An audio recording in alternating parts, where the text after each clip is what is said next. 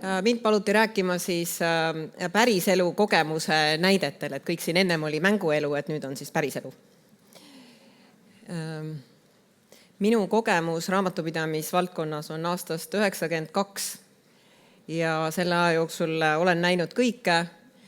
On õnnestunud isegi sattuda sõbranna vanaema Gloria restorani keldris olevasse raamatupidamise tuppa, kus sellel ajal olid raamatupidajatel veel need mustad kätised ja need pearaamatud, mis siis niimoodi lahti keriti ja kus neid joonlauaga siis neid numbreid aeti. Et me oleme praegu isegi heas seisus, meil selliseid asju enam ei ole. Aga meie teekond algas tegelikult võib-olla sellest täiesti tavalisest, et kuidas paberist lahti saada. Meil oli palju kliente selliseid, kes iga kuu tõidki meile terve kaustatäie nii-öelda pabereid. Ühel hetkel ma sain aru, et ma ostan kogu aeg kappe kontorisse juurde, et midagi peaks nagu ette võtma.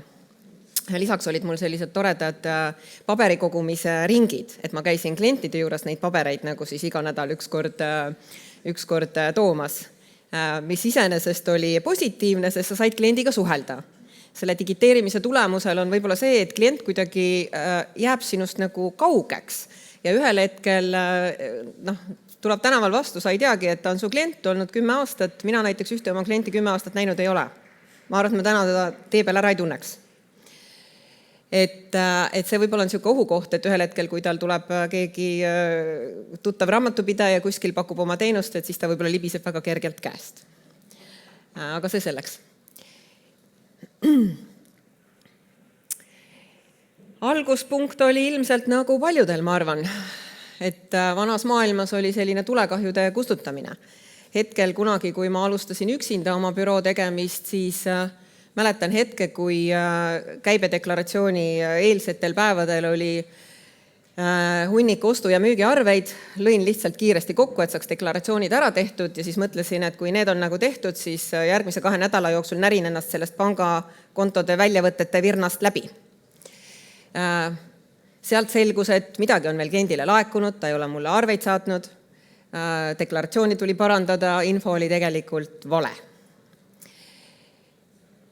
See andis selle mõtte, et ma ei taha olla nagu andmesisestaja, et midagi on vaja kuskil muuta. Esimese hooga loomulikult ma võtsin omale abikäe, kes siis hakkas neid panga väljavõtteid tegema selleks 20. kuupäevaks. Suures plaanis see loomulikult ei olnud hea plaan, ei digitaliseerimine, ei automatiseerimine, lihtsalt korra töökoormuse vähendus või vähenemine. Miks me otsustasime muutuda? Meil on tegelikult vedanud, ma arvan ise, et meil on olnud sellised head kliendid, kes on väga kiiresti kasvanud ja kes on sundinud meid takka kaasa arenema. Et see on kindlasti üks tänuväärne koht, mis on nii-öelda meid pushinud, et võib-olla me oleks muidu laisemad. Aga põhimõtteliselt on 3 punkti. Üks on kindlasti see, et vabaneda andmesisestaja rollist, et see töö, mida täna saab ära teha masin, siis seda tegelikult ei pea nagu meie tegema. Ja mina olen ka piisavalt laiski ilmselt, et see sisestus ei ole nagu kõige toredam ja loomingulisem töö. Teine on selgem töövoog. Büroo vaatest kliente on palju. Kliendid tahavad saata sulle arveid meiliga, kes tahab panna Dropboxi, kes tahab panna Drive'i, igal ühel on omad harjumused.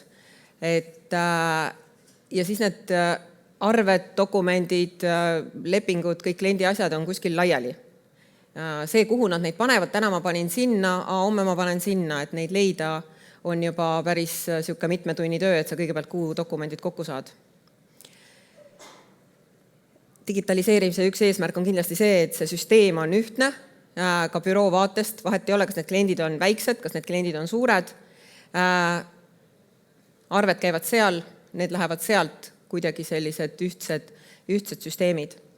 Ja kindlasti kontroll oma aja üle, et et selleks, et vaba aega saada, siis sellest tüütust rutiinsest andmesisestaja tööst nii-öelda pigem nagu vabaneda ja anda see siis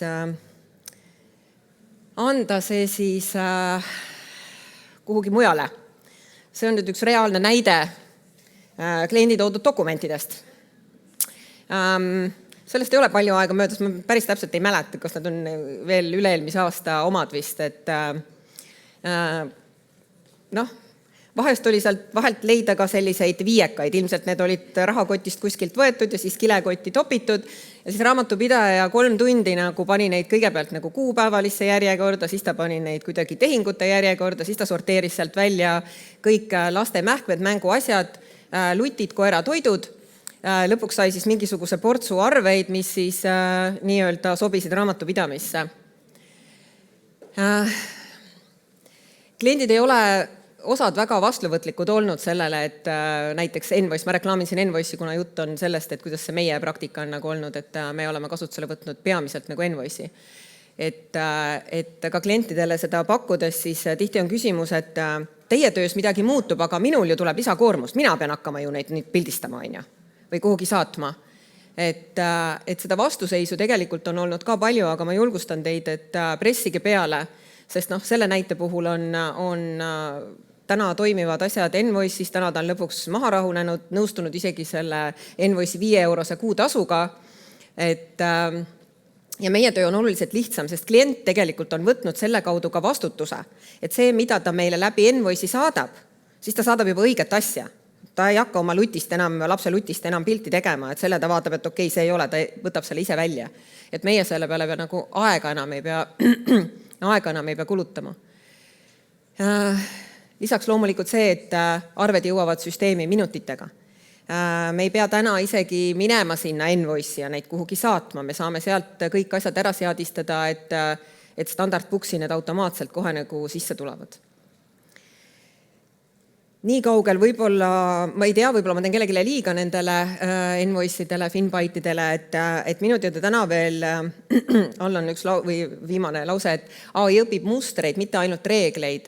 Et ma väga loodan ise, et nad jõuavad ka sinnamaale, et näiteks mingi banaani ostmise näide, et kui mul on banaani tšekk, et kas digiteerimisel suudetakse kohe eristada seda, et see banaan ei ole mingi kontori snäkk, mis on maksustatav, vaid ta on näiteks mingi smuuditehase toore. Et AI õpib nii-öelda mitte ainult seda reeglit, mis me talle ette ütleme, vaid ilmselt siis tulevikus õpib ka nii-öelda ettevõtte enda mustri pealt. Kliendile mahamüümise puhul jälle soovitan, et alguses hakkasin saatma kirju, et palun tehke omale Envoice. Andsin Envoice'i aadressi ja oma isikukoodi, et tuleb sinna teha. Ma ei saa midagi aru. Soovitan teha kohe valmis mingi piltidega dokumendi, vajuta sinna, tee seda, saada ära ja see töötab palju paremini. Muidu nad hakkavad küsima, seda ütleb, minu jaoks on nii keeruline, eriti loomeinimesed, disainerid. Ma ei saa sellest midagi aru, ma ei taha saada midagi aru, Tehke neile nii-öelda juhend valmis, saatke see juhend ära, ajavad näpuga järge ja tulevad kaasa.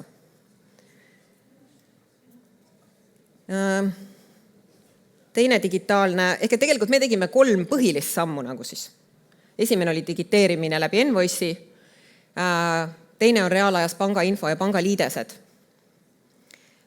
Siin on olnud meil ka tõrge klientide nii-öelda poolt, et nad kardavad, et me vist läheme nende rahaga ära. Et kui me saame endale panga ligipääsud ja pangavolitused. Jälle tuleks rõhuda neile, et pangas on võimalik valida maksete kinnitamise õigus 0. Me saame ainult importida väljavõtteid, me saame saata makseid panka, aga kinnitavad nemad ja meil muid õigusi ei ole. Selle tulemusena jälle pangainfo, mis öösel liigub, need pangaliidesed, mis on tasuta versioon. Kasutage seda, kui ei ole vaja reaalajas infot kätte saada väiksemad ettevõtted. Iga öö tuleb eelmise päeva panga tehingud kõik sisse, seadistate book'is ära, mis iganes sõna tehingu asjade järgi. Näited jälle ettevõtted, kellel on väga palju kaardimaksete laekumisi. Kuidas sa neid eristad? Paned Puksis seadistuse, need lähevad kõik mingile kaardimakse vahekontole, kuu lõpus teed, kontrollid, kas arved on olemas või teed siis selle järgi arveid, kui neid arveid ei ole klient ise teinud. Kõik laekumised, tasumised tulevad automaatselt. Soovitan ära teha, et loomulikult jälle jääb raamatupidajale kontrollifunktsioon, et programm ei leia võib-olla asja, kui kliendi näide on see, et üks mööblitootja, väike mööblitootja, naine käib tellimas ja mees maksab naise eest ja selgitusse kirjutab peegel, kruvid, tihendid. Et selliseid asju kindlasti nii-öelda programm võib-olla ei oska kohe kokku panna ja siis on see koht, kus raamatupidaja peaks kontrollima, et kes maksis kelle eest. Ühistutega on tihti sama teema, et lapsed maksavad oma vanemate eest arveid ja siis nad kirjutavad lihtsalt, et ma ei tea, üür maksab hoopis keegi kolmas. Aga 90+% tegelikult pangaliidestused toimivad ja teevad elu väga palju lihtsamaks. Kolmas asi on andmevahetus deklaratsioonid EMTA-sse. Täna käibedeklaratsioonid DST koos peaaegu juba kõikide lisadega läheb otse Puksist. Et väga lihtne. Isegi jälle juhul, kui mul on ainult paar rida sisestada seda 2 inimest tööl või mis iganes, versus see, et sa vajutad ühte nuppu, on lõpuks kõik loed oma minutid kokku ja nagu Liis ütles, et saadki see 10-20 tundi kuus lisaaega omale. Takistused siis on olnud kliendi poolt vaadatuna, et nagu kontrolli kaotamine. Olen saanud konkreetselt tagasisidet, et kui mul see paber ikka kaob ära käest ja süsteem midagi kuskil teeb ja mina aru ei saa ja mina sellesse ei usu ja sularaha on ka ainult see raha, mis ma õhtul loen, et on nagu päris asi, et kõik muu maailm on selline, siis jälle tasub nagu klienti veenda. Olen istunud tunde telefoni otsas, aga lõpuks, kuna sina ju tahad seda oma tööd lihtsamaks teha, siis tasub see tund aega ära, sest edaspidine elu on lihtsam. Lahenduse koha peal on natuke vale lause sattunud, et lahendus on tegelikult nagu aus suhtlus kliendiga ja ennem Hansa Grupi esineja ütles, et talle ei meeldi läbipaistvus, ma tahtsin seda sõna tegelikult kasutada siin praegu, aga võib-olla siis selged aruanded ja et ta saab nagu aru, mis toimub. Teine hirm võib-olla nagu, mina kui büroona täna, kes ma räägin, et raamatupidajate hirm nagu automatiseerimise ees on see, et ma kaotan oma töö justkui nagu ära, et masin võtab üle, et ma arvan, et seda ei ole mõtet karta, et tulevad uued kliendid juurde palju paremate nii-öelda tasudega, nii et suurim takistus on ka vanad harjumused. Mitu korda on täna räägitud siin, me oleme seda kogu aeg nii teinud. Me teeme seda nii edasi. Mul läheb kiiremini. Ma teen praegu nii ära, nagu tehtud on. Ma teen mingi päev seda asja. Et seda päev kunagi ei tule. See on nagu see dieet, see külmkapi peale pane silt, et juba homme. Lahenduseks on pisikesed väikesed sammukesed ja väikesed edulood, et kui sa juba ühe kliendi pealt näed, kuidas sinu töömaht väheneb, kuidas su elu muutub tegelikult mugavamaks, siis iseenesest sa tahad teha, nagu sul tekib see motivatsioon, et teeme järgmise. Et meil ka täna kõik ei ole veel kindlasti automatiseeritud ja digitaliseeritud, aga väga palju tööd on tehtud ja väga suur nii-öelda kogemus on täna olemas, et kui vaadata ka klientidele kulunud aega, meil on kirjas kõik, palju me klientidele aega kulutame, siis näha on, et aeg on läinud väiksemaks need, kellele on kõik need liidestused ja seadistused ära tehtud ja see number on tegelikult päris suur. Oleneb ettevõttest, ma ei oska praegu päris numbreid nagu öelda, aga siin ühel väiksel just vaatasime, ta küsis, et kas midagi on muutunud, et kui tal vanasti läks keskmiselt 6 tundi kuus, siis nüüd läheb selline 4,5. Et summa summarum on see tegelikult päris suur aeg. Ja selle tulemusena siis nii-öelda andmesisestajast on sul võimalik siis finantspartneriks saada, et võib-olla kellegi unistus on andmesisestaja olla, mis on ka täiesti okei. Meie majas on see, et nagu ma ennem ütlesin, need tööd, mida saab ära teha masin, seda inimene tegelikult ei peaks tegema. Mineviku põhjal sa mingeid otsuseid ei tee. see on selles mõttes selline tagantjärgi tarkus, et ahah, oli tore kuu. Kui sul jääb aega sellest andmesisestusest üle, siis sa saad pakkuda kliendile tegelikult ka laiendatud teenuseid, tulemuste analüüs, nõustamine, planeerimine, rahavoogude koostamine, finantsanalüüs, et tegelikult klient hakkab sind usaldama, sa saad oma teenuseid laiendada ja need on oluliselt kallimad teenused juba kui lihtsalt andmete sisestamine. Et siin on areng on täiesti nähtav ka jälle meie enda kogemuse põhjal. Et on selliseid kliente, kellele me täna teeme nii-öelda rahavoogude planeerimist, nii-öelda reaalandmete põhjal juba. Ja Excellendi reklaami ka natukene, et mina ise olen Excellenti vanad Hansat ja Hansaraama ja Hansa Finants ja mis iganes ta nimed on olnud kasutanud sellest ajast, kui ma raamatupidajaks hakkasin ja meie lemmikuks ja põhitöövahendiks ta on jäänud, kuigi me kasutame nagu teisi ka, et Books on meie jaoks nagu selline ökosüsteem, et see on nagu üks seeneniidistik, et tegelikult tal on hästi palju võimalusi, tal on nii-öelda terviklik tarkvara, mitte ainult raamatupidamise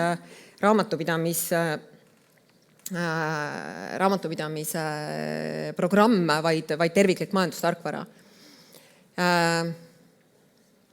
Paindlikkus kindlasti, meie enda tööviisid, aruannete konfigureerimine, me saame teha seal ise mingeid aruandeid, tõin näite siia statistikat, just üks päev just tegin, et kes ei tea, me näiteks väga palju teeme neid ise genereeritud aruandeid, finantsnäitajate pealt võtad koopia, saad sealt teha mingisuguseid statistikaid või mida sul parasjagu nagu vaja on, hästi mugav. Integratsioonid, kõik on olemas. Tänu sellele portalile, mida nüüd siis on ka kõvasti arendatud, on ka ettevõtte juhil võimalus nii-öelda kogu aeg oma ettevõtte andmeid reaalajas jälgida, visuaalsed graafikud on olemas. Et Books on selles mõttes väga tänuväärne töövahend olnud meile. Ja nagu ma enne ütlesin, oleme me ka alles teel, et uusi asju tuleb palju peale. AI areneb, kõik asjad arenevad.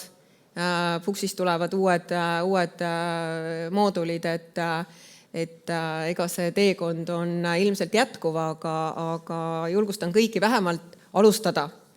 Kas või ühest kliendist, ühest sammust.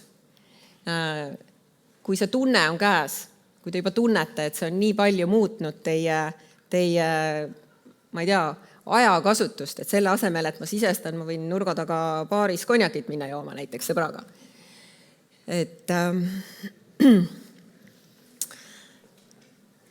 Ja siin on see ära lükka homseks pealkiri tegelikult.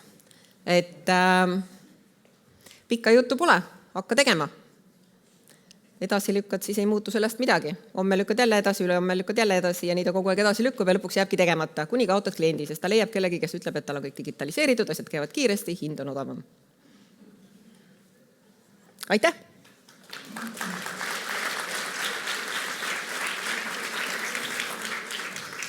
Vaatasingi jälle, et saalis tekkis ka kohe mõnus sumin selle konjaki joomise plaani peal. No, miks mitte? Ei, no võib kohviga jooma minna.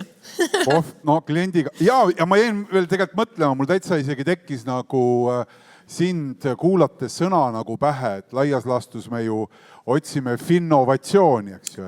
Hea sõna. Ei on ju, pole pahalt. Finnovatsioon, aga hea sõna. Päris hea sõna, uudissõna. Ehkki nagu samal ajal ma saan aru, et see raamatupidaja padi, mida sa näitasid siin, eks ju, kliendi poolt saadetav kingitus, on ka ju mõne võrra nagu lembeakt. Eks ju, et sa jagad oma elu, et seal võib-olla tõesti ongi mähtud sees ja leidloom. Ma kõiki asja jagad lugema üles, mida me leidnud oleme. Mis te olete leidnud sealt sees? No kondoomi, neid igasuguseid huvitavaid, keegi on toonud meile ka kingakarbiga, lihtsalt on ilmselt niimoodi tõmmatud ja siis meile antud. Oota, sa ütlesid kondoom, sa ei lase küsida üldse selle juurde. Ära ütle kondoom, kui sa küsida ei lase, otsasin. Päriselt on see nii juhtunud. Pakendis, ma loodan. No pakendis küll jah, aga no siiski. See oli viide selgelt raamatupidajale, käituda teadlikult ja mitte nagu siis nagu ikkagi kaitse osas, nagu viide, ma arvan. Ärme sinna lähe. Ja siis ma mõtlesin ka seda veel korraks, täitsa jäingi mõtlema kohe, et minu arvates sa ei peaks kartma selle kliendi äraminekut, keda sa 10 aastat näinud ei ole? Ei, ma ei karda Jaa, tegelikult. sest et arvan ka, ta ei taha tegelikult, et tal tuttav, kellega ta räägib, oleks raamatupidaja, sest et ta on ilmselgelt inimene, kes ei taha rääkida raamatupidajaga. Nii et selles mõttes see on väga hea Ta kirjutab raamatupidajaga. Ja seda ta tahab teha, aga tuttavaga ta tahab rääkida ja see selles mõttes hakkab ju kohe selgitama. Tuleb, et oi, kuule, näed, sa teed siin valesti ja teed, ta ei taha seda. Nii et see klient jääb sulle, siin ei ole kahtlust ka. Need praktilised asjad, läheme nüüd päris küsimuste juurde. Need olid minu... Oota, nüüd ei taha lahti tulla. Siin oli tegelikult täitsa toredaid küsimusi ja ma kohe nüüd jõuan nende juures. Siin korraks see asi on hangunud mul, aga nüüd läheb uuesti lahti. Ja see esimene küsimus, mis siit tuli, puudutas siis... Ma arvan, et see on hästi sinu enda firma või ettevõtte kogemuse pinnalt. Eks, et seda kõike tehes, sa ju kirjeldasid, et olete päris pikka aega juba teinud seda oma firmat, ja? Ja selle juures on olnud siis need inimesed ka ju, kes muidugi astuvad natukene rohkem sinuga ühte sammu, sest nad töötavad sinu juures. Aga et millal päriselt see klikk ära toimub, kus raamatupidaja muutub andmesisestajast nõustajaks? Keegi, kes on nagu toetav selle sama kliendi jaoks, selle sama ettevõtte jaoks, mitte siis võib-olla suuliselt, aga võib-olla siis kirjalikult, eks ju, kuidas keegi klient soovib. Aga see on ju tegelikult muutus, konkreetne muutus. See on konkreetne muutus, aga meie näite põhjal võib-olla see ongi toimunud nagu, mitte nagu kohe, vaid tänu sellele, et mul jääb aega sellest andmesisestusest. Mul tekib võimalus vaadata ka kliendi aruandeid, mida võib-olla muidu sa teed deklaratsioonid ära, sa ei süvene. Küsib su käest, mis kassajääk on, ma ei tea, ma kohe vaatan, on ju. Aga sul on aega võib-olla korra vaadata nagu diagonaalis ettevõtte andmeid ja sa märkad, ma olen võib-olla nii pikalt olnud ka raamatupidaja, et mingeid asju võib-olla aruandeid juba loen, on ju, et märkad, et midagi on nagu nihkes või midagi võiks paremini olla, et sa vaikselt annad talle nagu mingit tagasisidet ja tal tekib usaldus sinu vastu, ta hakkab juba küsima. Siis ta küsib, kas saab juba sega, kas saab järgmist, on ju. Et kindlasti ei toimu nagu hoobilt. On kindlasti neid, kui sa mõtled kolleegide peale, eks ju, et enda pealt ma saan aru, aga need inimesed, kellega sa koos töötanud oled? Ma arvan sama, ega siin nagu niimoodi hopsti ei ole, et eile olin andmesisestaja, täna olen finantsnõustaja, et ega ka kolleegid, kes õpivad ettevõtteid tundma. Meil on tegelikult üldine see, et kõik on avatud suhtlemises ja kui sa midagi näed, sa võid otse kliendile öelda, kui ta on sinu klient, räägi temaga, paku talle, ütle talle, et see on nagu valesti. Seda saad paremini teha, võib-olla ei olegi valesti. Et on ka tegelikult asju, mis on valesti, et on tehtud, võib-olla ei pane tähelegi, on ju, klient teeb omast arust mingisuguseid, mis iganes väliskliendid mõned, on ju. Kas kliendid ise, aga jällegi nagu ootavad seda nõustamist? Et kuidas see moment on? On hakanud ootama, jah. On hakatud pigem rohkem huvi tundma ettevõtte käekäigu vastu, enda ettevõtte vastu, et mul on ka selline juhus, kus väiksed ettevõtted tihtipeale ju vanasti tegid raamatupidamist ainult maksuametile, et klient helistab, tahab osta uut tööautot, ütleb, et pank küsib tema käest bilanssi, mis see on? See on võib-olla kontrollküsimus sulle. Ma ei tea, võib-olla see oli kontroll. Kas mul on hea firma või ei ole? Võib-olla. Vana hea Lõuna-Eesti bilansi võtte tuvastamaks. Et me peame tegelikult ka klienti harima, et me peame andma talle tagasisidet, mis toimub, mis tegelikult päriselt nagu on. Et ma arvan, et see on hea teenuse täiesti oluline osa. Ma vaatasin teie kodulehekülge ka ja mulle väga meeldis see, et see üldmenüü seal sisaldas hästi konkreetselt AI-d. Eks ju, teil on seal viide, link sellele ja siis olete koondanud seal, see oli Notebook LM-is vist, eks ju, erinevad dokumendid ja kui inimesel on Google'i konto, siis ta hopsti sinna keskkonda. Ei, seal ei pea mitte midagi olema selles mõttes, et sinna saavad kõik ligi. Ja. No ma nägin lihtsalt täitsa enda konto alt kohe ja saaksin ka enda mingitesse andmesüsteemidesse kohe seda vastuseid kuidagi tõmmata ja kasutada, tundus õudselt loogiline. Kas see on andnud sulle ka reaalselt kliendi juures mingit võitu? Selles mõttes, et aega te olete ju sinna ikkagi kulutanud. Muidugi te küsisite ühel hetkel, et otsi välja need failid või sisestasite ise, ma ei tea, kuidas te tegite, eks ju, kuidas te nagu kontrollisite, kas ta annab siis adekvaatseid vastuseid, aga kui kuskil ta annab, siis see on juriidikas üldiselt, on see nii. Eriti nagu ette antud ruumi kontekstis, eks ju, need failid, need siit tuleb.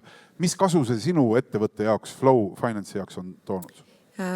Kindlasti on toonud kasu. Meil on seal ka isegi üks excellent Puksi juhendite nii-öelda kogum, kui toimib samamoodi nagu AI-l, esitad küsimuse ja siis ta otsib nagu läbivalt, vastab sulle nagu AI, mitte et annab sulle kõik need juhendid ette, kus see sõna sisaldus. Et kindlasti on andnud ja me ka oma kliente suuname sinna, et küsige sealt ja need on Notebook LM-iga on need tehtud sellepärast, et see AI ei läheks muidu lappama, vaid tal on see ette antud kast, kuhu piires seda peab jääma. Et kui sa küsid ta käest nagu muidu AI käest, et mis on Eestis tulumaks, ta võib sulle öelda nagu 20%, sest on kõige rohkem küsitud. Meie omast sa küsid, ta peaks ütlema sulle tegelikult õige vastuse. Vaatame kohe. Aga sa võid vaadata. Raamatupidamise AI assistent. Ja. Oota, tule hoia mikrofoni. Nüüd paneb kohe valesti kindlasti. Vaata, mis ma küsime. Palju on... Käibemaks Eestis näiteks, noh. Käibemaks. Lihtne küsimus küll, aga need on tihti peale paneb... Need on, eks ju, ajahetked, käibemaks Eestis... Tšekib uploade... Loeb sisendit. Käibemaksu ei olegi Eestis.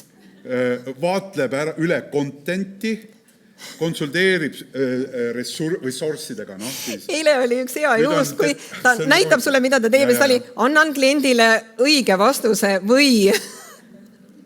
Oi, kui pikk jutt. Siin on väga pikk jutt. Ta sai aru, et siin on see sama bilansimees jälle. Võib-olla. Et peab vastama pikemalt. Aga kas ta kõigepealt mingi vastuse üldse andis? Üldse, mis vastused? No ta nagu ütleb... Piirmäära registreerimist ja ühesõnaga, mida iganes ta siin räägib. Ja 24%. 24 ikkagi pakub, jah.